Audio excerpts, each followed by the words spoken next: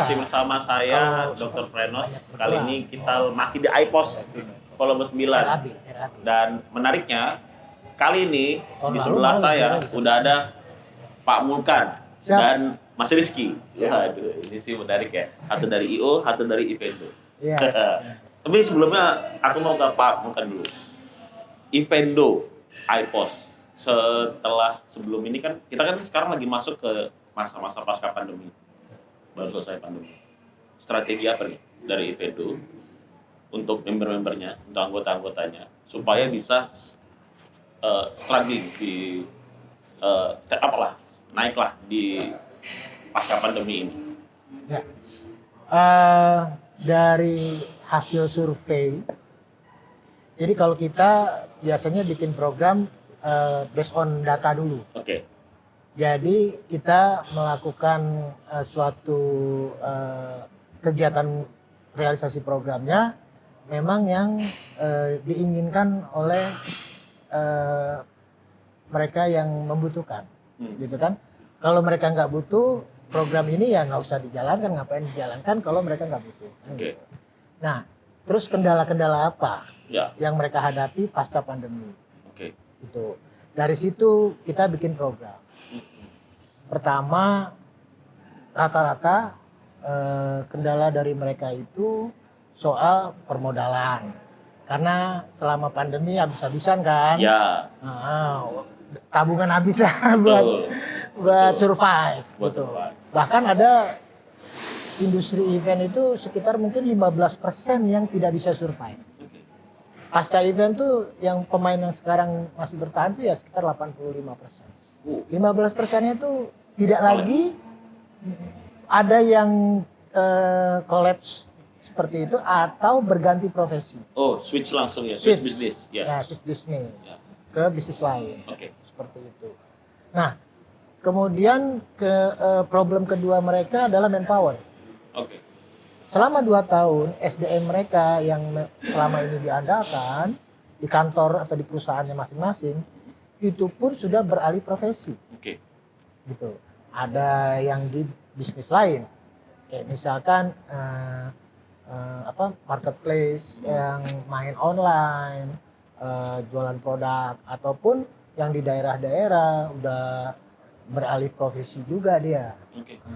Atau bisa menjadi pengusaha tertentu lah yang terkait memang kemarin dia bisa survive gitu. Sehingga pada saat pasca pandemi 2022 kita meng-hire mantan-mantan karyawan kita. Itu mereka banyak yang tidak mau lagi karena memang sudah survive ada sebagian ya yang sudah survive di bisnis barunya. Atau di pekerjaan barunya. Udah nyaman di situ dan enggak ingin lagi. Itu 2 kendala yang utama.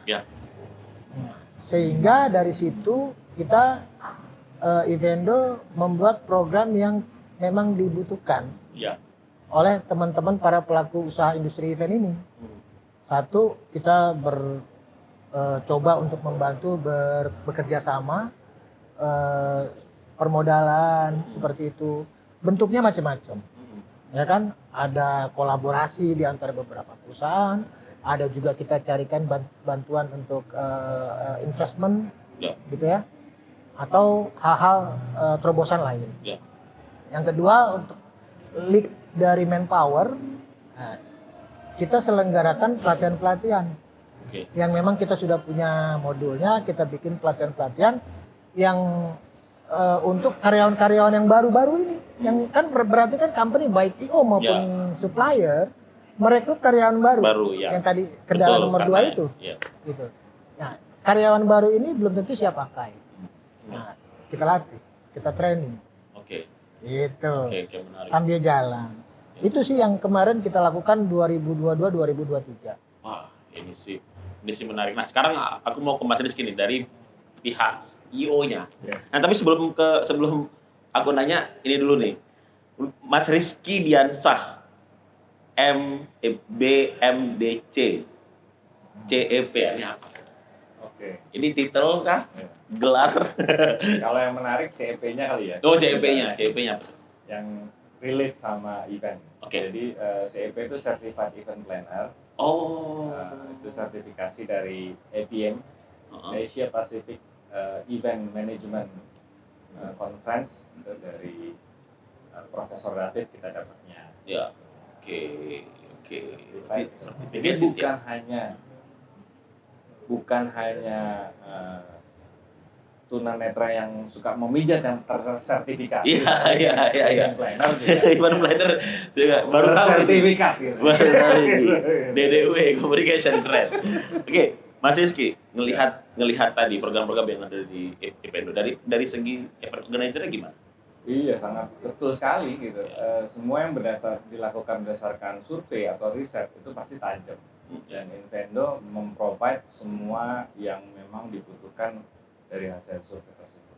Ya, apa DDW dapat impact nggak setelah pandemi kemarin atau punya permasalahan apa? Ya, 99% yang disampaikan sama ketua kita Invendo Pak Mulkan ini benar. Ya.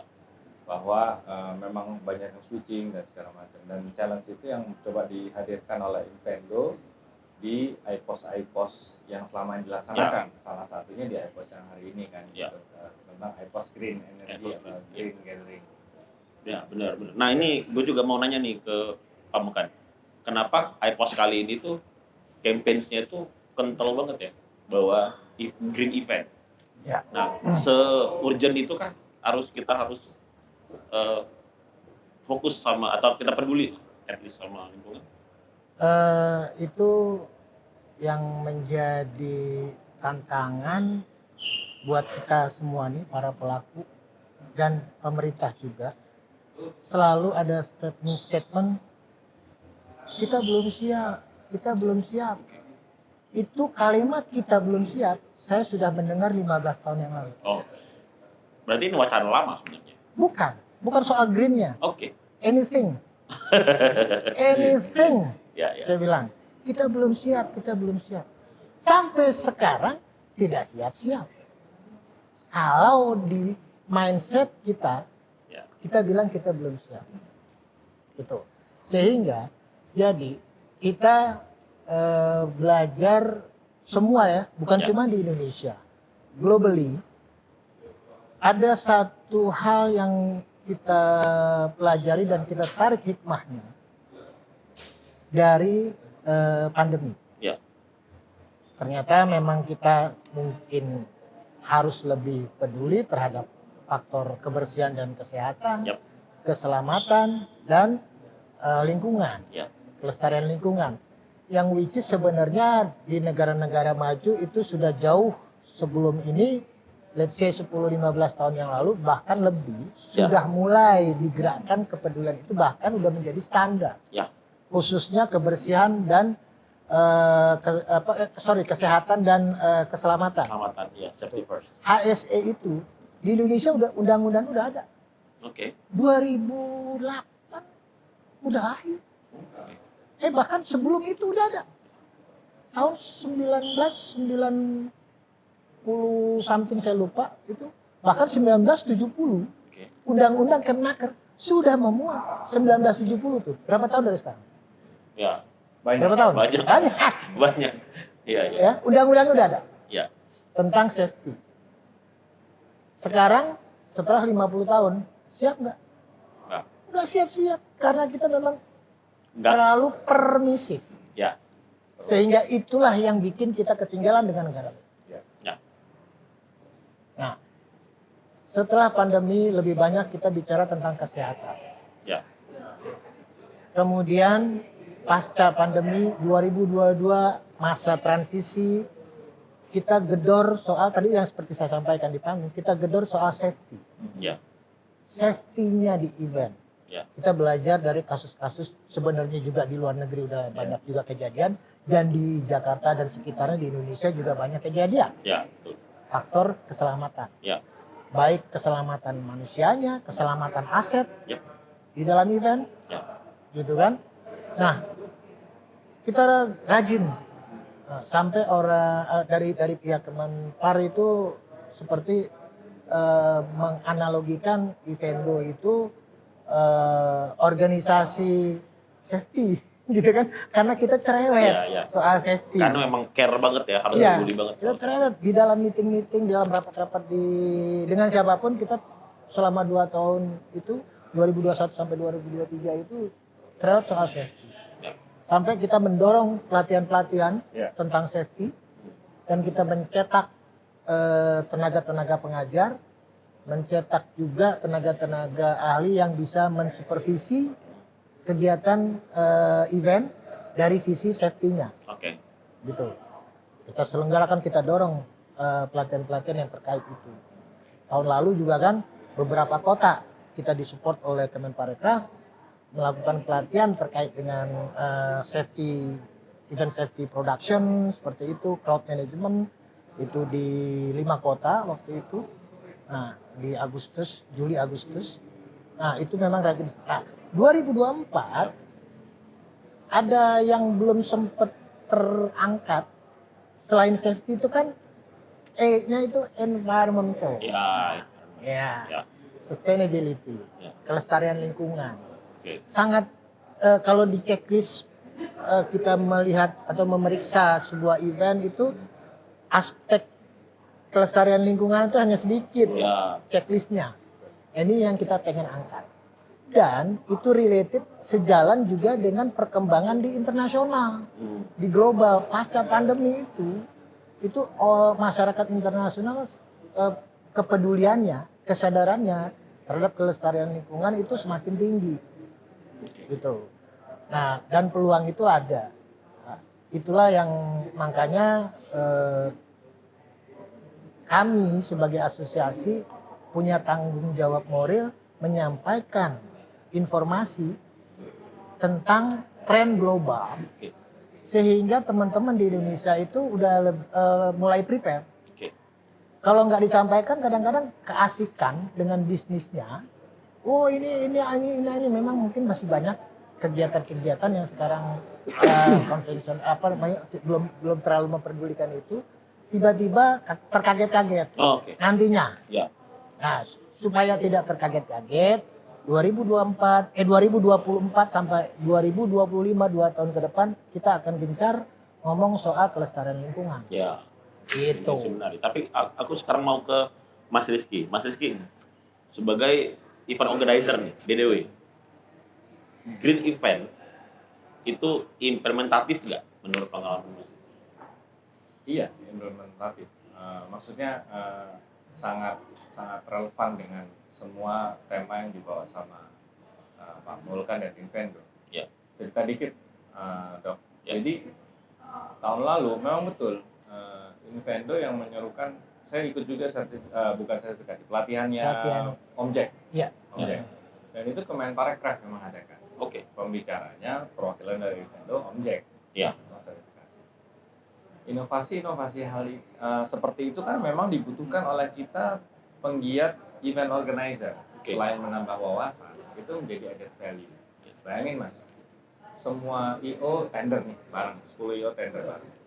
Semua akan menyampaikan hal yang sama kalau nggak ada inovasi.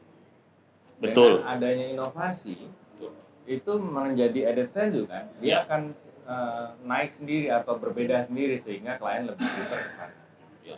Itu contohnya hari ini gitu kan, tentang green gathering ya, green event, green environment. Betul itu. Sekarang klien dari luar itu sudah masuk ke Indonesia. Ya. Perusahaan-perusahaan besar Indonesia sudah berkiblat ke perusahaan-perusahaan luar yang dimana lebih aware tentang green energy, lebih aware tentang environment gitu ya. Betul. Kayak tadi ada hotel di Bali kan gitu. Memang kita juga kaget kan ternyata dia sudah menghitung tentang carbon waste segala macam dan menawarkan kepada IO atau brand atau klien yang mau membuat event di hotelnya dia, ini mau dihitungin nggak? Kalau dihitungin sekalian gitu kan? Karena ternyata di luar itu sudah jadi hal yang umum dan standarisasi internasional gitu kan. Iya. Nah, itu yang juga kalau IO-nya nggak ngejar ke sana, Iya, nggak melek ke sana. nggak ke sana, itu ketinggalan gitu kan. Sama kayak misalnya kita ngomongin sulap gitu.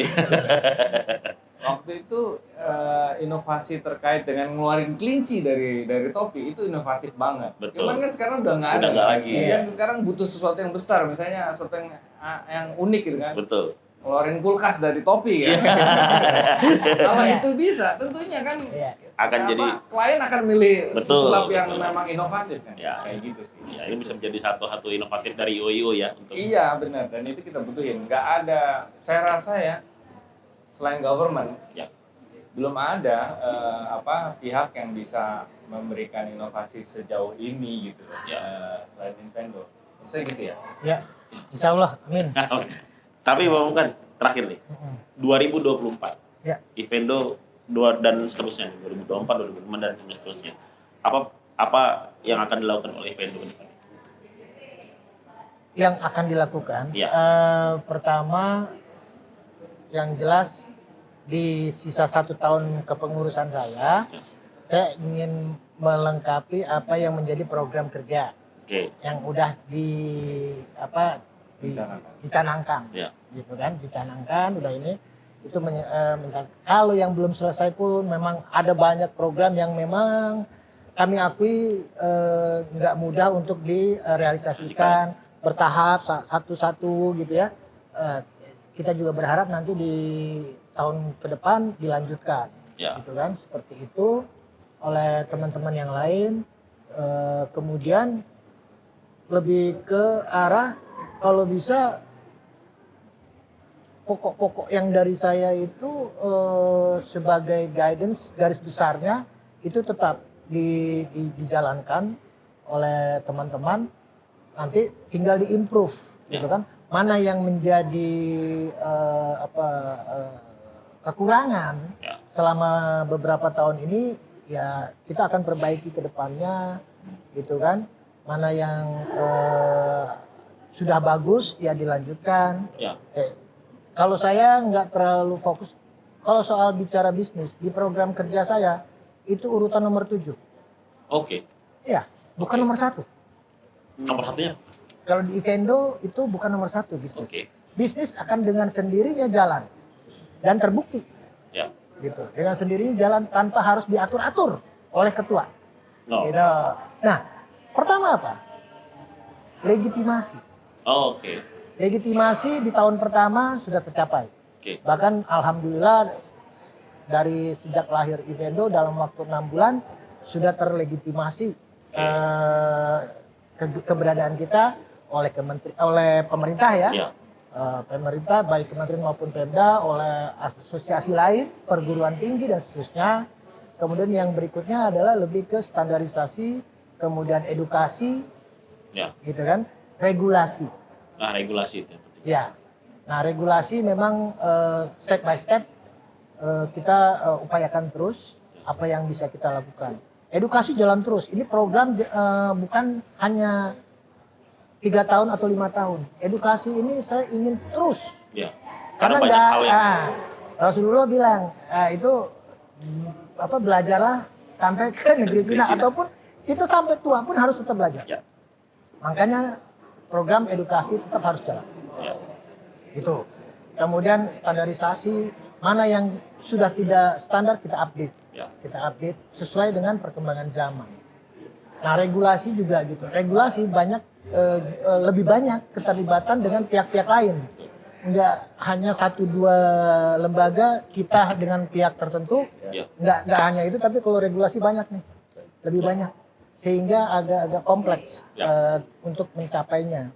Ada beberapa, salah satu contoh regulasi yang Evendo sudah effort dari 1 tahun, dari 2022 sampai 2023 kemarin, adalah soal persyaratan untuk mendirikan sebuah perusahaan event organizer. Oh, ini penting ya? Sudah. Tidak. Oh, sudah. Sekarang ada, tapi belum ketok palu. Sudah ada di Komisi 10 DPR RI. Oh, menarik. Waktu itu kita 10 bulan menyusunnya bersama Kemenpar. Oke. Lewat Zoom Iya, setiap mungkin sebulan berapa kali Zoom tuh. Ya. Nah, kita sudah, walaupun saya awal-awal ikut, terus belakangan tim saya yang di departemen pengembangan SDM yang banyak lebih terlibat dan pengembangan usaha itu banyak terlibat di situ. Jadi banyak masukan-masukan. Ya kalau saya perhatikan sih final ininya draftnya, alhamdulillah ya 90% usulan kita diterima di situ, gitu kan. Itu yang kita tunggu sebenarnya.